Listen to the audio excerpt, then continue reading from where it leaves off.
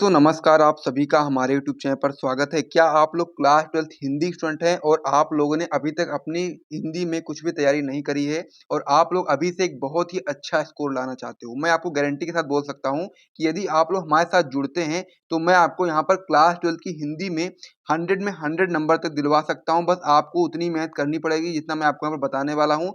जो क्वेश्चन यहाँ पर मैं आपको कराने वाला हूँ, सबको यदि आप लोग तैयार करके जाते हो, तो यहाँ पर आप लोग 100 में 100 आराम से स्कोर कर सकते हो। 100 में 100 नहीं तो आप लोग 95% तक आराम से स्कोर कर सकते हो क्लास 12th की हिंदी में।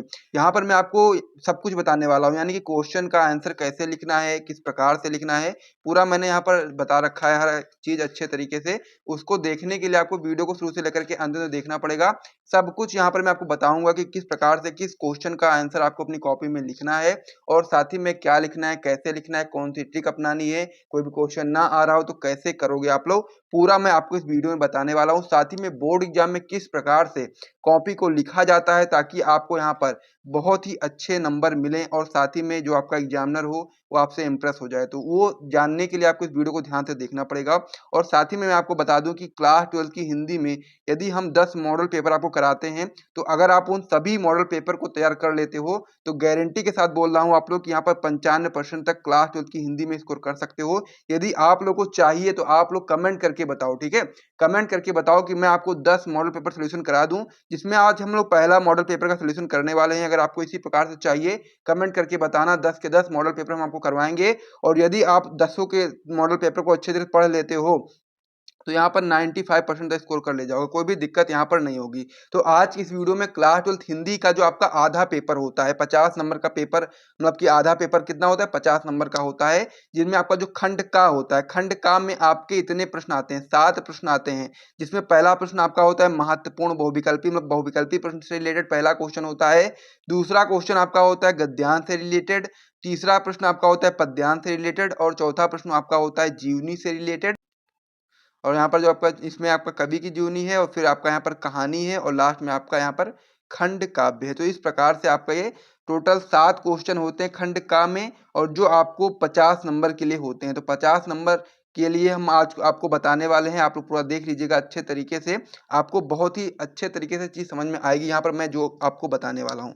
सबसे पहले हम लोग बात कर लेते हैं कि बहुविकल्पी प्रश्न आपके यहाँ पर आपके आते हैं। पहला आपका होता है गद्य से 5 नंबर के आते हैं और पद्य से 5 नंबर के आते हैं।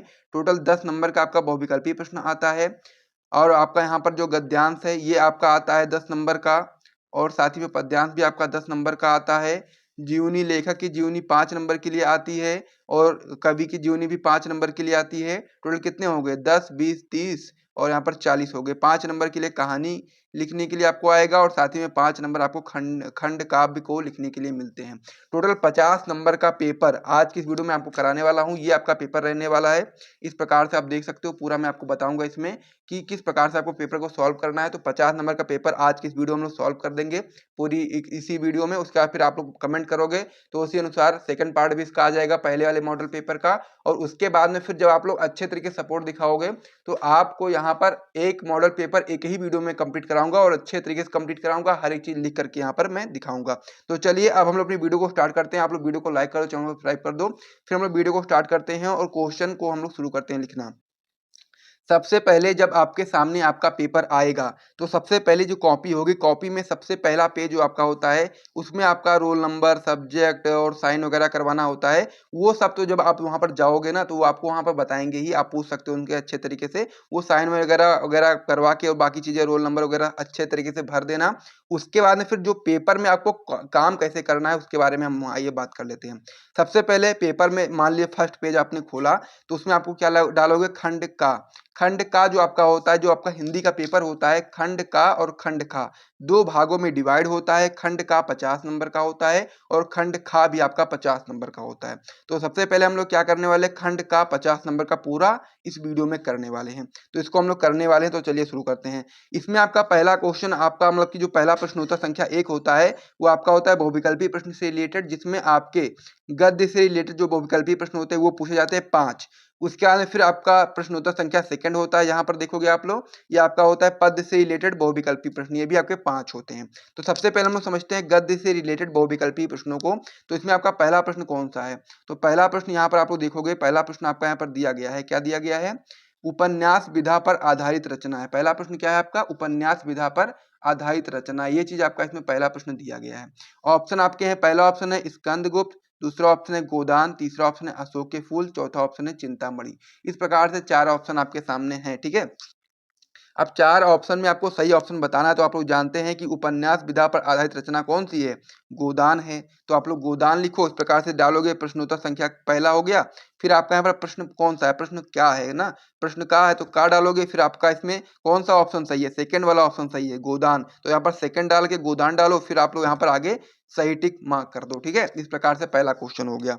दूसरा प्रश्न क्या है इसमें, दूसरा प्रश्न भी देख लेते हैं। दूसरा प्रश्न आपका इसमें है, क्या भूलूं क्या याद करूं रचना किस विधा पर आधारित है। यह प्रश्न क्या है आपका, क्या भूलूं क्या याद करूं रचना किस विधा पर आधारित है। पहला ऑप्शन है संस्मरण, दूसरा ऑप्शन है यात्रावृत्त, तीसरा ऑप्शन है डायरी और चौथा ऑप्शन है आत्मकथा। तो इस प्रकार से आपका ये क्या है, ये कह सकते हो क्वेश्चन है। तो इसका आंसर क्या होगा, तो आप लोग याद रखेंगे कि क्या भूलूं क्या याद करूं आपकी जो रचना है वो आपकी आत्मकथा विधा की रचना है। तो इसीलिए क्या करोगे, चौथा वाला ऑप्शन सही है, तो यहाँ पर खा डाल करके प्रश्न संख्या खा और फिर चौथा वाला ऑप्शन डाल करके आत्मकथा लिख करके सही टिक मार देना है। तो ये वाला भी कंप्लीट हो गया है।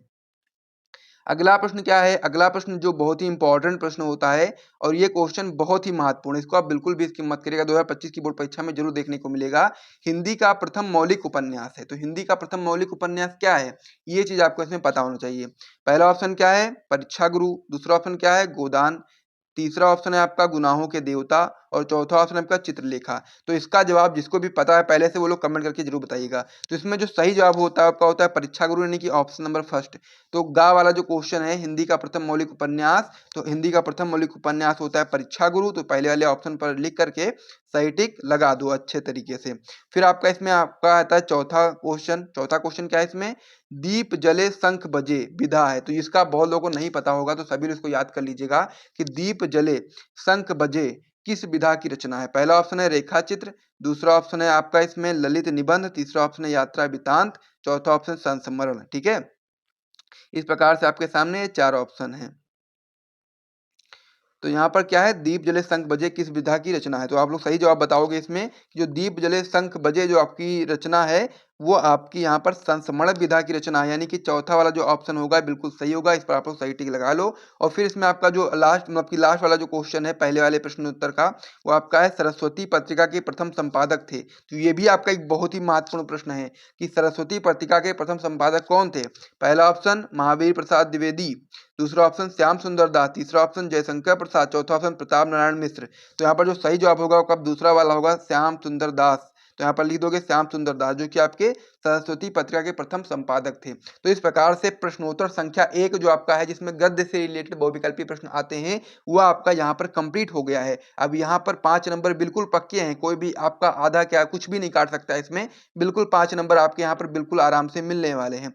अब यहाँ पर हम अगले प्रश्न की ओर बढ़ जाते हैं, यानी कि पद से रिलेटेड बहुविकल्पी प्रश्न की ओर बढ़ जाते हैं। तो वहां पर बढ़ने से पहले मैं आपको बता दूं कि जैसा कि मान लीजिए आप पेपर देने जाते हो तो इसमें से कोई भी क्वेश्चन का आंसर आपको नहीं पता है, मान लीजिए तीसरे वाले का नहीं पता है, तो ऐसा नहीं करना है कि तुरंत आप उसका आंसर लिख दो, गलत सलत ऐसे मत लिखो, ठीक है।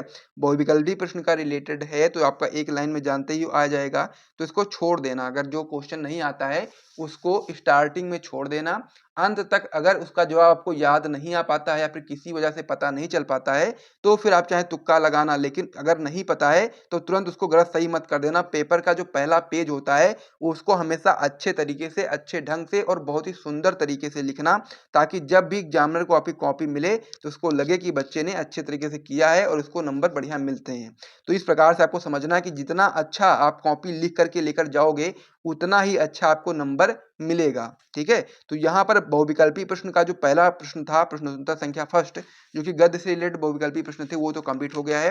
अब हम लोग पद्य की ओर बढ़ जाते हैं। इस पेज को यहाँ पर मैं हटा देता हूँ।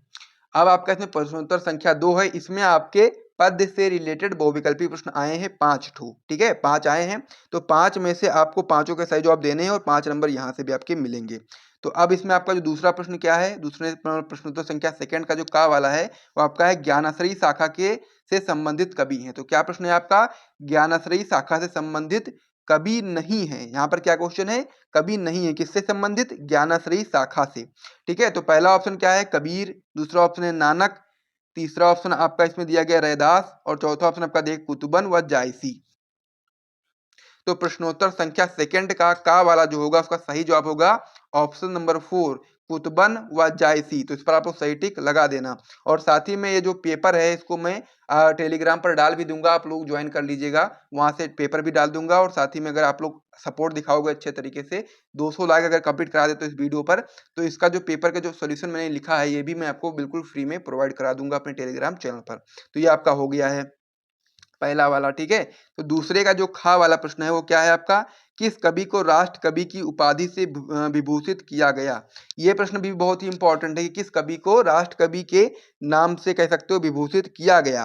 पहला ऑप्शन क्या है आपका राम कुमार वर्मा, दूसरा ऑप्शन है मैथिली शरणगुप्त, तीसरा ऑप्शन सुमित्रा नंदन पंत और चौथा ऑप्शन आपका सूर्यकांत त्रिपाठी निराला। तो इसका जो सही जवाब होगा आपका ऑप्शन नंबर सेकंड होगा, यानी कि मैथिली शरणगुप्त होगा। तो खा वाला का सेकंड क्या होगा, मैथिली शरणगुप्त। इस पर सही टिक लगा दो। काफी महत्वपूर्ण प्रश्न ये भी आपका होता है और आपको पता होना चाहिए कि राष्ट्र कवि मैथिली शरणगुप्त जी को कहा जाता है। ये आपका हो गया है। फिर इसमें आपका गा वाला जो क्वेश्चन है वो आपका है प्रयोगवादी काव्यधारा के जनक हैं, यानी कि जो प्रयोगवादी काव्यधारा है इसके जनक कौन है। पहला ऑप्शन क्या है अज्ञेय, दूसरा ऑप्शन है दिनकर, तीसरा ऑप्शन है मुक्तिबोध, चौथा ऑप्शन है धूमिल। तो यहाँ पर आपको अच्छे तरीके से याद रखना है कि प्रयोगवादी काव्यधारा के जनक हैं आपके पहले वाला ऑप्शन अज्ञेय जी हैं। तो पहले वाले ऑप्शन लिख करके टिक मार दो, ठीक है। फिर हम लोग अगले क्वेश्चन की ओर बढ़ते हैं। इसमें आपका जो चौथा प्रश्न है प्रश्नोत्तर संख्या सेकंड का जो आपका घा वाला प्रश्न है वो आपका है रामधारी सिंह दिनकर को ज्ञानपीठ पुरस्कार मिला, यानी कि उनकी किस रचना पर रामधारी सिंह दिनकर को उनकी किस रचना पर ज्ञानपीठ पुरस्कार मिला। पहला ऑप्शन है कुरुक्षेत्र पर, दूसरा ऑप्शन है रश्मि रथी पर, तीसरा ऑप्शन है उर्वशी पर, चौथा ऑप्शन है आपका हुंकार पर। तो यहाँ पर जो सही जवाब होगा आपका होगा उर्वशी पर। तो पहले तीसरे वाले ऑप्शन पर सही टिक लगा दीजिएगा। और फिर आपका बहुविकल्पी प्रश्न का जो सेकंड का जो आपका होता है प्रश्न संख्या सेकंड, उसका जो लास्ट वाला क्वेश्चन होता है आपका होता है कितनी नाव में कितनी बार कृति किसकी है। ये भी आपका महत्वपूर्ण प्रश्न है। पहला ऑप्शन है हरिवंश राय बच्चन, दूसरा ऑप्शन है सुमित्रानंद पंत, तीसरा ऑप्शन है गिरिजा कुमार माथुर और चौथा ऑप्शन आपका सच्चिदानंद हीरानंद वात्स्यायन अज्ञे। तो यहाँ पर ये आपका ऑप्शन हो जाते हैं। तो यहाँ पर जो आपका लास्ट वाला ऑप्शन होता है सच्चिदानंद हीरानंद वात्स्यायन अज्ञे, ये आपका सही जवाब होगा कि जो आपका कितनी नाव में कितनी बार कृति किसकी है, सच्चिदानंद हीरानंद वात्स्यायन अज्ञे का है। इसे भी आप लोग नोट कर लीजिएगा, चाहो तो आप लोग नोट भी कर सकते हो अच्छे तरीके से। तो इस प्रकार से यहाँ पर पहला जो क्वेश्चन था बहुविकल्पी प्रश्न से वो भी थे 5 प्रश्न थे गद्य से, 5 नंबर वहां मिल गए, 5 नंबर यहाँ मिल गए, टोटल कितने नंबर हो गए 10 नंबर का टॉपिक हम लोग का क्लियर हो चुका है। अब हम लोग आगे बढ़ते हैं और जो प्रश्नोत्तर संख्या थर्ड है जो कि आपका होता है कह सकते हो गद्यांश से रिलेटेड, एक आपका गद्यांश आएगा और उससे रिलेटेड आपसे 5 प्रश्न पूछे जाएंगे और पांचों प्रश्नों का सही जवाब देने पर आपको मिलेंगे 10 नंबर। किस प्रकार से आइए समझते हैं, मतलब कि एक क्वेश्चन 2 नंबर का होता है उसका जवाब देने पर 2 नंबर मिलते हैं, तो 5 क्वेश्चन के कितने मिलेंगे 10 नंबर मिलेंगे। तो इसका भी बहुत ही महत्वपूर्ण होता है और किस प्रकार से आपको गद्यांश को हल करना है उसको भी मैं अब बताने वाला हूं। तो अब हम लोग देख लेते हैं कि हमारे में कौन सा गद्यांश आया है। तो यहाँ पर जो गद्यांश है वो आपका कौन सा है, यहाँ पर ध्यान से देखिएगा, आप लोग थोड़ा साफ नहीं दिख रहा है लेकिन ध्यान से देखिएगा कि भूमि का निर्माण देवों ने किया है, वह अनंत काल से है और उसके भौतिक रूप सौंदर्य और समृद्धि के प्रति सचेत होना हमारा आवश्यक कर्तव्य है।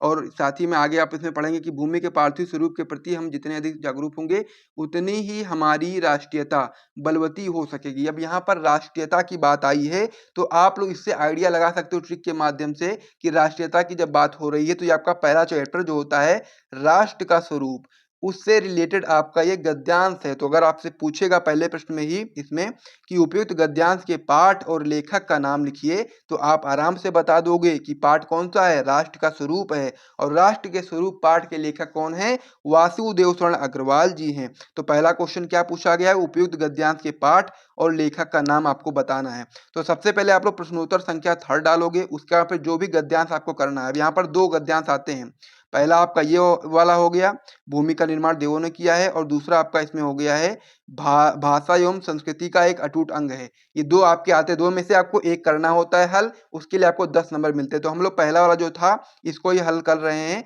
तो इसमें हम लोग को 10 नंबर चाहिए, ठीक है। तो उसको हल करने के लिए सबसे पहले आपका जो भी गद्यांश होता है उसकी जो स्टार्टिंग की लाइन है, जैसे कि भूमि का निर्माण देवों ने डैश डैश डैश करके लास्ट की जो लाइन है आवश्यक धर्म है तक कर देना है। उसके बाद में फिर आपको लिखना था कि जब एग्जामिनर देखे आपको कॉपी को तो उसको पता रहे कि कौन सा गद्यांश आप लोग कर रहे हो। तो इसमें जो पहला क्वेश्चन था कि उपयुक्त गद्यांश के पाठ और लेखक का नाम बताइए, तो आप लोग क्या बताएंगे? प्रस्तुत गद्यावरण हमारी पाठ्य पुस्तक के गद्य भाग में संकलित एवं भारतीय संस्कृति के अध्येता डॉक्टर वासुदेव शरण अग्रवाल द्वारा लिखित राष्ट्र के स्वरूप शीर्षक निबंध से अवतरित है। यानी कि जो आपका ये कह सकते हो जो गद्य है, इसका जो शीर्षक है वो आपका क्या है? राष्ट्र का स्वरूप है, और उसके जो लेखक हैं वो आपके हैं डॉक्टर वासुदेव शरण अग्रवाल जी।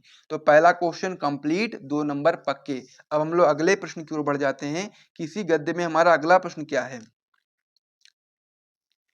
अगला प्रश्न आपका इसमें दिया गया, रेखांकित अंश की व्याख्या कीजिए। यानी कि यहाँ पर जो गद्यांश दिया हुआ है, इसमें कुछ लाइनों की मतलब कुछ लाइनों के नीचे यहाँ पर लाइन खींची हुई है, उसका हम लोग को यहाँ पर व्याख्या बताना है। तो यहाँ पर कौन सी लाइन है कि जो राष्ट्रीयता पृथ्वी के साथ नहीं जुड़ी होती वह निर्मूल होती है। राष्ट्रीयता की जड़ी पृथ्वी से जितनी अधिक गहरी होंगी उतना ही राष्ट्रीय भाव का जो अंकुर होगा पल्लवित होगा। इसीलिए पृथ्वी के भौतिक स्वरूप की आद्योपांत जानकारी प्राप्त करना, उसकी सुंदरता, उपयोगिता और महिमा को पहचानना आवश्यक धर्म है।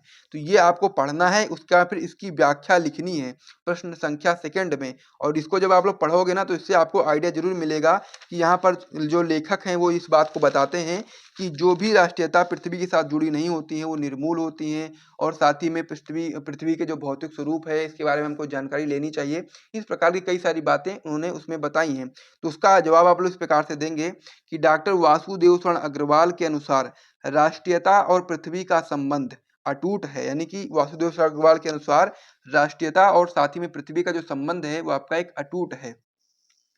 इसीलिए पृथ्वी के साथ राष्ट्रीयता का संबंध अथवा आधार जितना अधिक मजबूत होगा, यानी कि पृथ्वी के साथ राष्ट्रीयता का जो संबंध है और साथ ही में आधार है वो जितना अधिक मजबूत होगा उतना ही राष्ट्रीय भावनाओं का विकास भी होगा। इस दृष्टि से प्रत्येक व्यक्ति का यह परम आवश्यक कर्तव्य एवं धर्म है कि वह पृथ्वी के भौतिक स्वरूप से परिचित रहे, साथ ही उसके जो सौंदर्य है, पृथ्वी का जो सौंदर्य है, उपयोगिता है एवं महत्व है, उसको भी समझे। तो इस प्रकार से जो पहला वाला गद्यांश था उसके दोनों जवाब आपके बिल्कुल सही हैं, 4 नंबर यहाँ बन चुके हैं। अब इसमें आपका तीसरा प्रश्न क्या है, 5 प्रश्न आते हैं। तीसरा प्रश्न आपका है, राष्ट्र भूमि के प्रति हमारा आवश्यक कर्तव्य क्या है? तो आप लोग बताएंगे कि राष्ट्र भूमि के प्रति हमारा आवश्यक कर्तव्य यह है कि हम अपनी भूमि के रूप, सुंदरता और समृद्धि के प्रति सचेत रहें और उसे किसी भी दिशा में विकृत यानी कि खराब होने ना दें। इस प्रकार से इसका आप लोग जवाब देंगे और फिर आपके 2 नंबर यहाँ से भी पक्के हो जाएंगे। चौथा प्रश्न आपका इसमें है, किस प्रकार की राष्ट्रीयता को लेखक ने निर्मूल कहा है? तो मैंने इसको पहले भी आपको बताया कि लेखक के अनुसार जो राष्ट्रीयता पृथ्वी के साथ नहीं जुड़ी होती है वो निर्मूल होती है। तो इसको भी आप लोग लिख लीजिएगा। लास्ट प्रश्न आपका इसमें है कि यह पृथ्वी सच्चे अर्थों में क्या है? तो आप लोग जवाब देंगे कि यह पृथ्वी सच्चे अर्थों में समस्त राष्ट्रीय विचारधाराओं की जननी है। तो इस प्रकार से ये वाला जो क्वेश्चन था, मतलब कि जो गद्यांश था पूरा मैंने आपको बता दिया है। ये काफी इंपॉर्टेंट गद्यांश भी आपका होता है, इसको आप लोग तैयार कर लीजिएगा और यहाँ से आपके 10 नंबर पक्के हो गए। यानी कि 10 नंबर बहुविकल्पी प्रश्न से 10 नंबर गद्यांश से टोटल 20 नंबर हमारे पक्के हो चुके हैं। अब हम लोग आगे बढ़ते हैं और प्रश्न संख्या जो आपकी 4 है उसको हम लोग हल करते हैं। तो प्रश्नोत्तर संख्या जो आपका इसमें 4 है वो कौन सा प्रश्न है, आइए देख लेते हैं। ठीक है, उसको हम लोग आइए समझते हैं कि प्रश्नोत्तर संख्या की चौथा क्या है। तो प्रश्नोत्तर संख्या जो आपका यहाँ पर 4 है वो आपका पद्यांश से रिलेटेड होता है, जिसमें भी आपके 2 पद्यांश आते हैं, जिसमें से आपको एक पद्यांश को अच्छे तरीके से हल करना होता है, जिसके लिए आपको मिलते हैं टोटल 10 नंबर, क्योंकि 5 क्वेश्चन आपसे पूछे जाते हैं।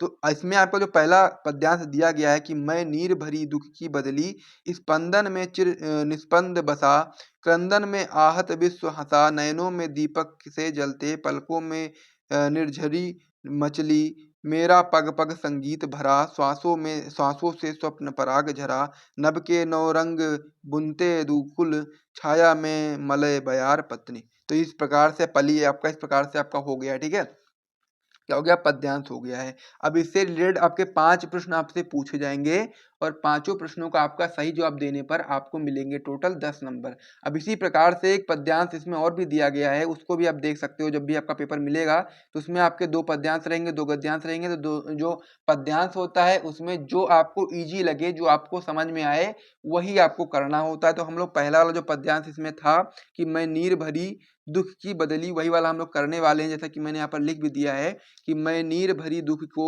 डैश डैश डैश करके मलय बयार पली, इस प्रकार से आपका हो गया है। अब हम लोग इसके क्वेश्चन आंसर को करना शुरू करते हैं।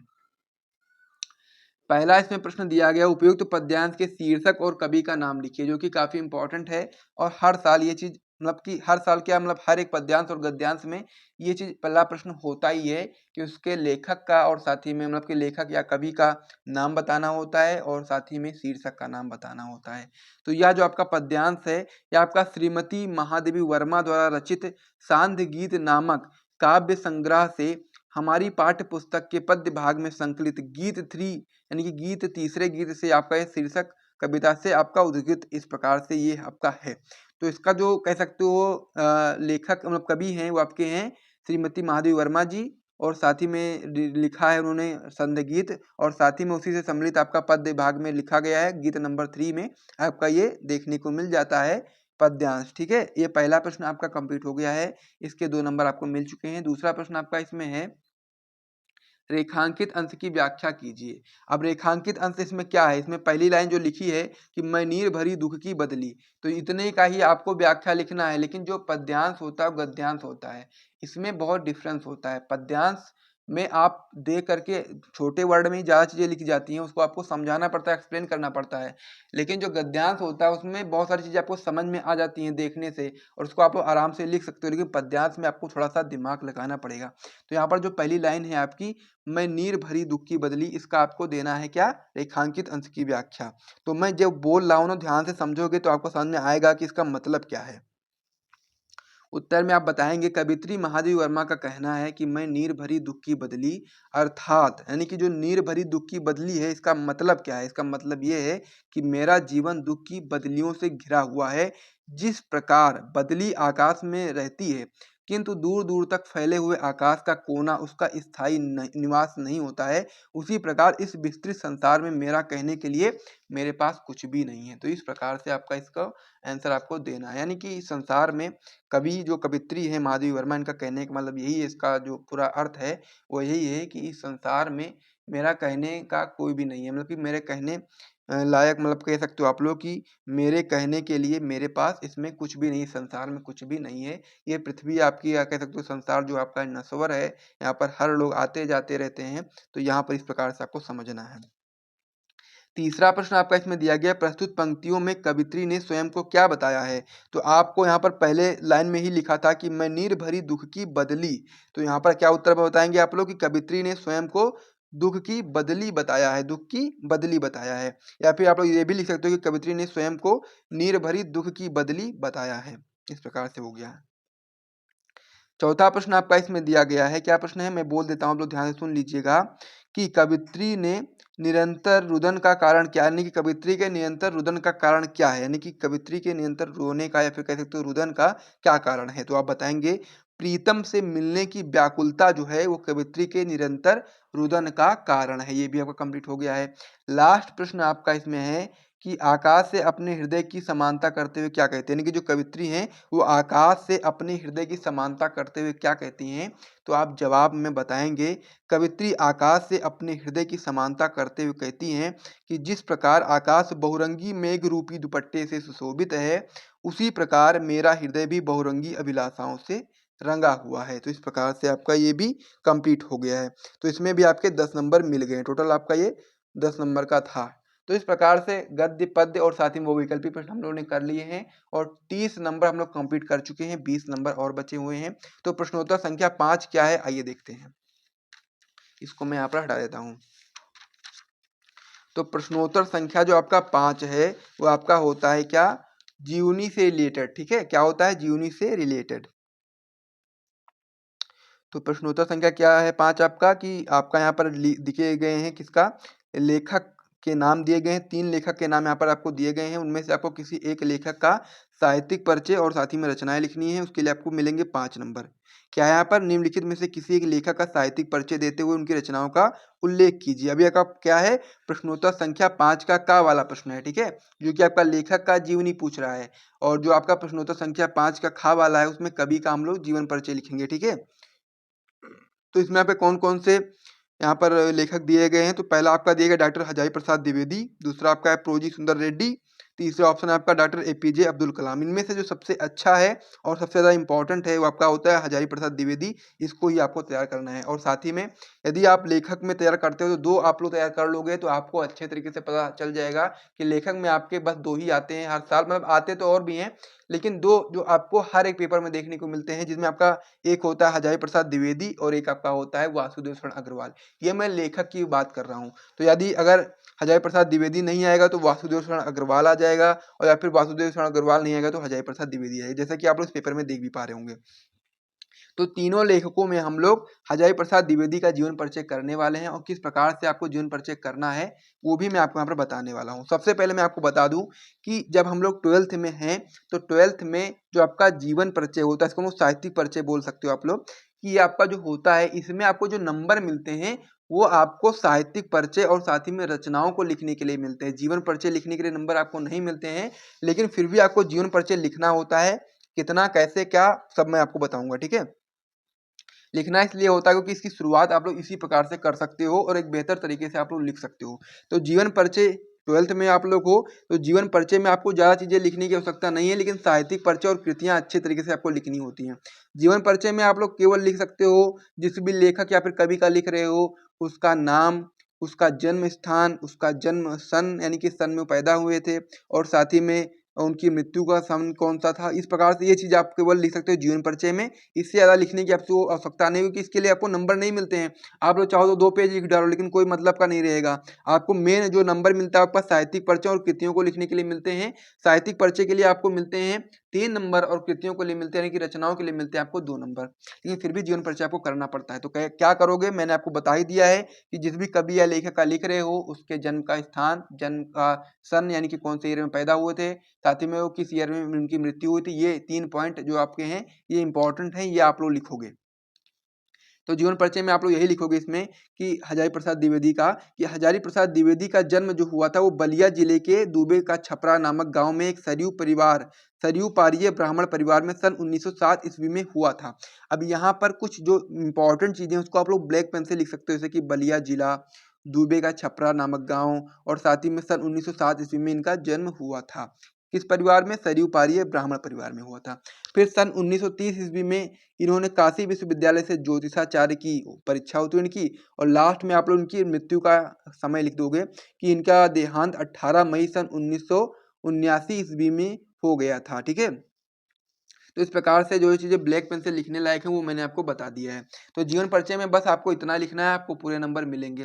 साहित्यिक परिचय की बात कर लेते हैं हम लोग। साहित्यिक परिचय में ही तो आपको नंबर मिलते हैं। तो साहित्यिक परिचय में आप लोग लिखेंगे कि आधुनिक युग के गद्यकारों में आचार्य हजारी प्रसाद द्विवेदी का महत्वपूर्ण स्थान है। यानी कि इसमें जो साहित्यिक परिचय होता है इसमें जिस भी कवि या लेखक का आप लोग लिख रहे हो उनकी बहुत सारी चीज़ों के, उनके जीवन में किए गए उनके जो महत्वपूर्ण कार्य जो हैं, समाज में उनके द्वारा जो की गई अच्छाइयाँ हैं, उनके बारे में सारी चीज़ें आपको यहाँ पर साहित्यिक परिचय में बतानी होती है, उनकी उनकी तारीफ़ करनी होती है इसमें, तो फिर आपको नंबर मिलते हैं। और जब किसी भी स्थिति में आपको अगर किसी भी का जीवन परिचय या साहित्यिक परिचय नहीं पता है, तो जिस भी कह सकते हो लेखक का पता होगा, आप लोग उसका भी थोड़ा बहुत वहाँ से निकाल करके यहाँ पर लिख सकते हो। तो आधुनिक युग के गद्यकारों में आचार्य हजारी प्रसाद द्विवेदी का महत्वपूर्ण स्थान है। उनकी रचनाओं में प्राचीनता और नवीनता का अपूर्व समन्वय है। उनके उनके जो विषय हैं, विषय विवेचन में गंभीरता और शालीनता स्पष्ट रूप से प्रतिबिंबित होती है। और हम हजारी प्रसाद द्विवेदी आधुनिक युग के मूर्धन्य निबंधकार थे। उनके अधिकांश निबंध विचारात्मक निबंधों की कोटि में आते हैं, और विचारात्मक निबंधों की परंपरा में आपका योगदान जो है वो कह सकते हो सर्वथा सराहनीय है। द्विवेदी जी के ललित निबंधों में रसास्वादन की अपूर्व क्षमता विद्यमान है, और निश्चय ही ललित निबंध के क्षेत्र में वे युग प्रवर्तक लेखक रहे हैं। तो इस प्रकार से आप लोग याद कर लीजिएगा, इस प्रकार से आपको लिख देना। कितने अच्छे तरीके से मैंने लिखा है, इसी प्रकार से अगर आप लिखोगे ना तो आपको पूरे पूरे नंबर मिलेंगे, कुछ भी नहीं कटने वाला है इसमें, आप समझ लो गारंटी के साथ में। और बहुत ही सिंपल तरीके से मैंने आपको बताया है। तो यहाँ पर साहित्यिक परिचय हो गया, यहाँ पर 3 नंबर आपके बिल्कुल पक्के हैं, 1% भी नहीं कटेगा। अब हम बात कर लेते हैं रचनाओं के बारे में। तो इनकी रचनाएं कौन कौन सी हैं। तो रचनाओं में आप लोग सबसे पहले कृतियां डालोगे या फिर रचनाएं डाल सकते हो, कोई भी दिक्कत वाली बात नहीं। इसमें आप बताओगे आचार्य हजारी प्रसाद द्विवेदी ने हिंदी गद्य क्षेत्र में उपन्यास, आलोचना, निबंध और इतिहास संबंधी बहुत से ग्रंथ लिखे हैं, जिनमें मुख्यतः निम्नलिखित हैं। अब आप लोग चाहो तो उपन्यास यहाँ पर हेडिंग डाल करके उसके सामने जो उपन्यास है उसको लिख दो, और साथ ही में आलोचना का हेडिंग डाल करके उसके सामने इस प्रकार से लिख दो। लेकिन मैंने इस प्रकार से इसलिए लिख दिया, जितनी भी रचनाएं थी उनकी इस प्रकार से इसलिए लिख दिया है क्योंकि बहुत लोग इसमें गड़बड़ हो जाता है उनके साथ में, क्योंकि समय ज़्यादा है नहीं। तो इसलिए जितनी भी रचनाएं उनकी याद हों, आप लोग इस साथ एक साथ में भी लाइन में लिख सकते हो, कोई दिक्कत वाली बात नहीं, इसमें भी आपके नंबर मिलेंगे। जैसे कि पहली रचना होगी बाण भट्ट की आत्मकथा, दूसरी है चारूचंद्र लेख, फिर है अनामदोस का पोथा, पुनर्नमा, अशोक के फूल, कुटज, विचार प्रवाह, कल्पलता, लोक पर्व, विचार और वितर्क आदि। यानी कि आप लोग यहाँ पर मान के चलो 7-8 रचनाएं लिख दोगे ना, पूरे नंबर मिल जाएंगे, कोई भी दिक्कत नहीं होगी। तो यहाँ पर हजारी प्रसाद द्विवेदी का जीवन परिचय पूरी तरह से कंप्लीट हो चुका है और उसमें आपके एक भी नंबर नहीं कटेंगे, बिल्कुल गारंटी के साथ में बोल रहा हूँ। अब इसमें आपका जो प्रश्नोत्तर संख्या का जो आपका जो प्रश्नोत्तर संख्या 5 का जो का वाला था, यानी कि लेखक का जीवन परिचय कंप्लीट हो चुका है। अब आपका प्रश्नोत्तर संख्या 5 का जो खा वाला पार्ट होता है, सेकंड पार्ट, उसमें आपको लिखना होता है किसका जीवन परिचय? जीवन परिचय आपको लिखना होता है कवि का। तो उसमें आप देखो, पहले कवि का नाम क्या है? मैथिली शरण गुप्त, दूसरे आपके जयशंकर प्रसाद, तीसरे आपके हैं अज्ञेय। तो यहाँ पर 3 कवि भी आपको दिए जाएंगे, उनमें से जो कवि आपको ईजी लगे वो आप लिख सकते हो। यहाँ पर जयशंकर प्रसाद सभी लोगों ने तैयार कर रखा होगा, इसीलिए मैंने मैथिली शरण गुप्त का यहाँ पर लिख दिया है, ताकि होता यह है कि आपको 3 यहाँ पर तैयार करने हैं इंपॉर्टेंट वाले। एक आपका है जयशंकर प्रसाद, कवि की बात कर रहा हूं मैं, ठीक है, लेखक की बात मैं आपको ऑलरेडी बता चुका हूँ। कवि में आपको एक हो गया आपका जयशंकर प्रसाद, दूसरा आपका हो गया महादेवी वर्मा, तीसरा आपको हो गया मैथिली शरण गुप्त। इनके अलावा अगर आप लोग चाहो तो और किसी का तैयार कर सकते हो, वरना आप इन्हीं 3 का तैयार कर लोगे तो आराम से आप लोग कर ले जाओगे। तो फिर अब हम लोग करते हैं इनका जीवन परिचय मैथिली शरण गुप्त का। तो मैथिली शरण गुप्त में भी मैंने आपको बताया है, मतलब पहले ही मैं बता चुका हूँ कि जीवनी या जीवन परिचय में क्या लिखना होता है आपको। तो जो आपका जीवन परिचय उसके लिए तो आपको नंबर मिलते नहीं, नंबर मिलते हैं साहित्यिक परिचय और रचनाओं को लिखने के लिए। तो इसीलिए जीवन परिचय में आपको थोड़ा सा लिखना है, और लेकिन लिखना क्या क्या है वो भी मैं आपको बता देता हूँ कि लिखना आपको वही है जो इम्पोर्टेंट है इनके जीवन से। जैसे कि इनका जन्म कब हुआ, सन बता सकते हो आप लोग, और साथ ही में इनकी मृत्यु कब हुई वो सन बता सकते हो, और साथ ही में परिवार वगैरह के बारे में थोड़ा बहुत लिखना चाहो तो लिख सकते हो। जैसे उनके पिता का क्या नाम था, उनकी माता का क्या नाम था, या फिर उनकी कोई ऐसी शिक्षा वगैरह के बारे में कुछ भी लिखना चाहो तो लिख सकते हो। तो मैंने जितना लिखा है इतना भी अगर आप लोग लिखोगे ना तो आपको नंबर मिलेंगे, कुछ भी नहीं कटेगा इसमें। तो सबसे पहले जीवन परिचय में आप लोग लिखोगे कि हिंदी साहित्य के गौरव राष्ट्र कवि मैथिली शरण गुप्त का जन्म 3 अगस्त सन 1886 ईस्वी में चिरगांव जिला ललितपुर के एक प्रतिष्ठित वैश्य परिवार में हुआ था। सरस्वती का यह महान उपासक 12 दिसंबर सन 1964 ईस्वी को परलोक सिधार गए। तो इतना लिख दोगे, कोई दिक्कत नहीं होगी इसमें, क्योंकि आपको पता है कि साहित्यिक परिचय और रचना लिखने के लिए नंबर मिलते हैं। ये तो आप लोग एक अच्छा इंप्रेशन डालने के लिए लिखते हो, और लिखना भी पड़ता है, मजबूरी है, क्योंकि लिखना इसलिए पड़ता है क्योंकि तब आपका ये पूरा कंप्लीट माना जाता है और पूरे नंबर आपको मिलते हैं। तो अब हम लोग बात कर लेते हैं साहित्यिक परिचय के ऊपर कि साहित्यिक परिचय में आप लोग क्या लिखोगे। तो जैसा कि मैंने आपको बताया ही है कि जैसे कि जिस भी कवि या लेखक आप लोग लिख रहे हो साहित्यिक परिचय, उसके तारीफ आपको करनी होती है, उनके जीवन में किए गए उनके कार्यों के बारे में आपको उनको बताना पड़ता है, मतलब लिखना पड़ता है उनके बारे में, और साथ ही में जो भी उन्होंने जीवन में अपने अच्छा किया है वो सारी चीज़ आपको इसमें बतानी पड़ती है। तो इसमें आप बताएंगे कि मैथिली शरण गुप्त एक युग पुरुष के रूप में हिंदी में अवतरित हुए। उन्होंने हिंदी को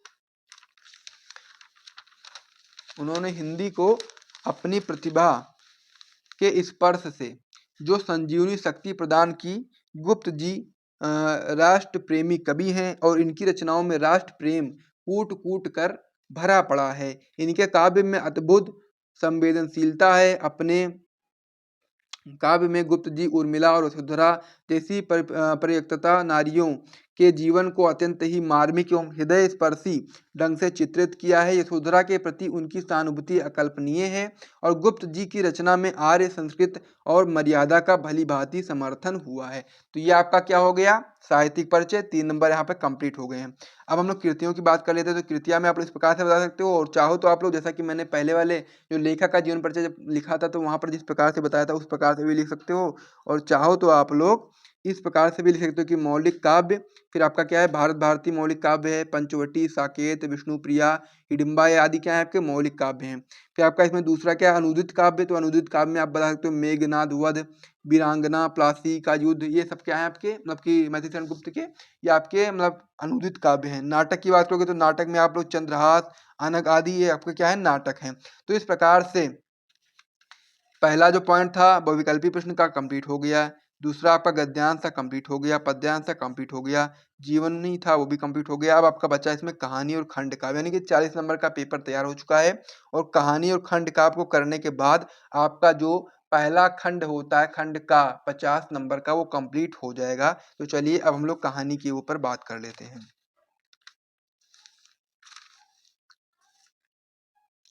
तो अब आपका इसमें जो प्रश्न संख्या 6 होता है उसमें आपका इस प्रकार से क्वेश्चन आता है। पहला आपका आएगा पंचलाइट अथवा क्या है इसमें आया है पंचलाइट अथवा लाठी कहानी के उद्देश्य पर प्रकाश डालिए। शब्द सीमा आपकी अधिकतम होती है 80 वर्ड की। और दूसरा इसमें अथवा करके आ गया है पंचलाइट अथवा बहादुर कहानी की कथा वस्तु लिखिए। तो इसमें मैं इजी चीज आपको बताऊं तो ये आपका होता है कथा वस्तु लिखने का, यानी कि सारांश लिखने का काफी इजी होता है। तो इसीलिए आप लोग पंचलाइट और साथ ही में बहादुर कहानी का याद कर लीजिए अच्छे तरीके से, कथा वस्तु। और यही दो आपके हर साल बोर्ड परीक्षा में आते हैं। दो अगर तैयार कर ले जाते हो तो कोई ना कोई एक आपको जरूर मिलेगा, जैसा कि इसमें आपका बहादुर मैं लिखने वाला हूँ। और फिर अगर जब हम लोग नेक्स्ट जब हम लोग करेंगे कह सकते हो कि मॉडल पेपर, तो उसमें मैं यहाँ पर पंचलाइट भी करवा दूंगा। तो यहाँ पर बहादुर कहानी का हम लोग सारांश लिखने वाले हैं और उसके लिए आपको मिलेंगे टोटल 5 नंबर। कैसे लिखोगे आप लोग, यहाँ पर लिखोगे कहानी बहुत ही सिंपल सी, एक बार मैं आपको रिपीट कर देता हूँ, सुना देता हूँ कि इस कहानी में एक नेपाली बच्चे की कहानी है, जिसमें वो नेपाली बच्चा जो होता है वो अपने घर से भाग आता है क्योंकि उसकी माँ उसके साथ कटु व्यवहार करती है। और फिर जो ये कहानी के लेखक हैं वो उस बच्चे को अपने घर में नौकर के रूप में काम पर रख लेते हैं। फिर क्या होता है कि पहले तो परिवार जो लेखक का परिवार होता है वो उस बच्चे के प्रति अच्छा व्यवहार करता है, लेकिन समय बीतने के साथ में वो लोग उसके साथ बहुत ही कठोरतापूर्ण व्यवहार करने लगते हैं। और वो घर का काम भी सारा करता है फिर भी उसके साथ बदतमीजी से बात करते हैं, गाली गलौज करते हैं। और लास्ट में जब मेहमान आते हैं उनके घर पे और उनके पैसे चोरी हो जाते हैं या फिर कह सकते हो खो जाते हैं, तो फिर उनका जो परिवार है उसके लड़के के ऊपर आरोप लगा देते हैं चोरी का, जिसकी वजह से बहुत ज़्यादा वो दुखी हो जाता है। और वो किसी से बिना बताए घर छोड़ करके चला जाता है। और फिर ये सभी लोगों को पश्चाताप होता है कि वो लोग उस लड़के के साथ गलत करते हैं। और बस यही आपकी ये पूरी कहानी है, इसमें और कुछ भी नहीं है। तो यही चीज़ आपको यहाँ पर लिखना है। सबसे पहले आपको पता होना चाहिए कि ये कहानी के राइटर कौन है। तो कहानी के राइटर हैं अमरकांत जी। तो यहाँ पर आप लिखोगे सारांश में कि अमरकांत द्वारा लिखित कहानी बहादुर एक नेपाली बच्चे के प्रति परिवारजनों द्वारा किए गए कटु व्यवहार की कहानी है। और लेखक ने स्वयं को कहानी का पात्र बनाते हुए इस कहानी की रचना की है। पूरी कहानी मैंने आपको बता दी है, अगर ध्यान से सुने होगे तो आपको ये चीज़ एग्जाम टाइम में भी याद रहेगी और आप लोग आराम से कर ले जाओगे। तो इसमें कहानी किसकी है, एक बहादुर लड़के की कहानी है, यानी कि उसका नाम ही बहादुर होता है। बहादुर एक नेपाली लड़का है जो अपने माँ के कठोर व्यवहार के कारण घर छोड़ कर के भाग आया है। लेखक उसे अपने घर पर नौकर रख लेता है। और लेखक की पत्नी निर्मला और उसका परिवार पहले तो बहादुर के प्रति अच्छा व्यवहार करते हैं, लेकिन धीरे धीरे जब समय बीतता जाता है तो वो लोग कठोरता बरतने लगते हैं। और वह घर का सारा काम करता है, लेकिन फिर भी उसे गाली गलौज सुनने को मिलता है।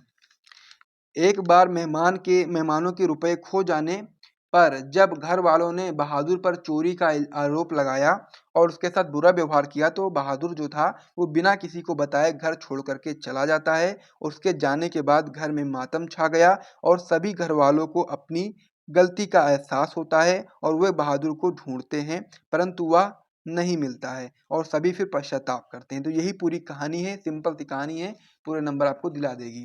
तो ये आपका हो गया प्रश्न संख्या 6। अब प्रश्न संख्या 7 जो कि आपका खंड का लास्ट प्रश्न होता है, वो आपका होता है प्रश्नोत्तर संख्या 7, जो कि आपका हर एक जिले में अलग अलग होता है। ठीक है, जैसे कि मैं लखनऊ से बिलोंग करता हूँ, तो जो लखनऊ का है, लखनऊ में आपका ये वाला आता है। ठीक है, सत्य की जीत वाला आता है। सत्य की जीत वाला खंड काव्य आता है। इसी प्रकार से आप कहीं और से होंगे तो वहाँ पर आपका मुक्ति यज्ञ आ सकता है या फिर स्मृति आ सकता है। आप जब कह सकते हो कि क्वेश्चन बैंक खोलोगे ना तो उसमें आपको लिखा रहेगा कि किस जिले में कौन सा आपका आता है। तो यहाँ पर मेरे यहाँ पर जो आता है वो आपका सत्य की जीत से रिलेटेड आता है, तो इसीलिए मैं सत्य की जीत वाला मैं आपको बताने वाला हूँ। और साथ ही में अगर आपको कोई डाउट है तो आप पूछ सकते हो कि आप अपने जिला का नाम बता दीजिएगा और साथ ही में पूछ लीजिएगा कि आपके यहाँ पर ये जो आपका खंड काव्य है कौन सा आता है, तो मैं आपको कमेंट में बता भी दूंगा, ठीक है। तो यहाँ पर जो हमारा जो सत्य की जीत वाला है इसको किस प्रकार से लिखना है मैं आपको बता दूं कि यहाँ पर जो क्वेश्चन है इसी प्रकार से आपके में भी रहेगा।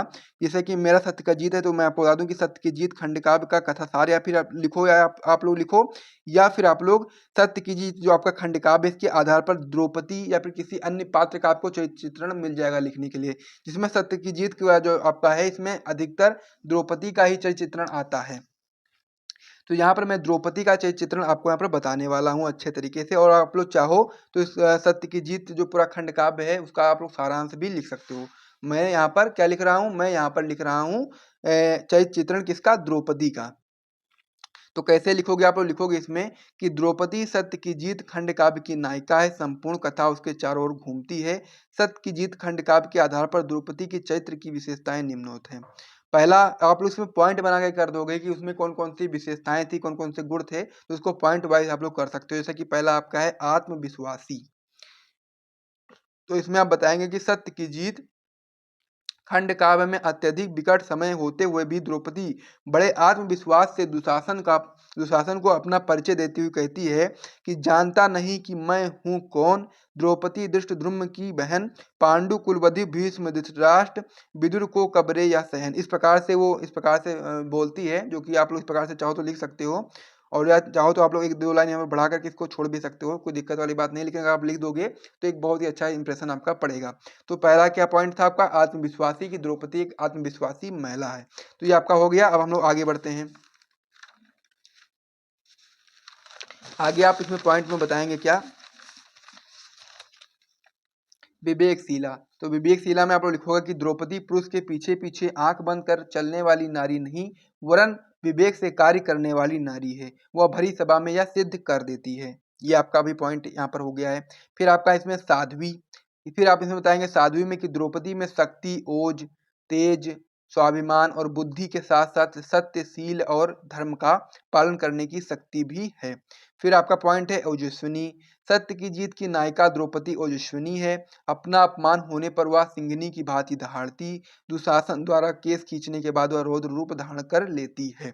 ये पॉइंट भी आपका हो गया। और लास्ट में आप निष्कर्ष में लिख सकते हो कि निष्कर्ष रूप में कहा जा सकता है कि द्रौपदी पांडव कुलवधु, वीरांगना, स्वाभिमानी, आत्मगौरव संपन्न, सत्य और न्याय की पक्षधर एवं नारी जाति का आदर्श है। इस प्रकार से आप लोग पूरा बता सकते हो। तो ये आपका कंप्लीट हो जाता है। इस प्रकार से आपको पॉइंट वाइज में लिखोगे पूरे नंबर आपको मिलेंगे। तो यहाँ पर जो आपका खंड का होता है, खंड का में जो आपके 7 टाइप के क्वेश्चन आते हैं वो पूरे कंप्लीट हो चुके हैं, ठीक है। और फिर हम लोग नेक्स्ट वीडियो में इसका जो दूसरा पार्ट है उसको भी मैं कंप्लीट करवा दूंगा। आप लोग कमेंट करके बताइएगा। और साथ ही में यदि इसी प्रकार से आपको और भी मॉडल पेपर चाहिए तो कमेंट कर देना सभी लोग, और फिर वीडियो को भी लाइक कर दीजिएगा, चैनल को भी सब्सक्राइब कर दीजिएगा। मिलते हैं नेक्स्ट वीडियो में, तब तक के लिए जय हिंद।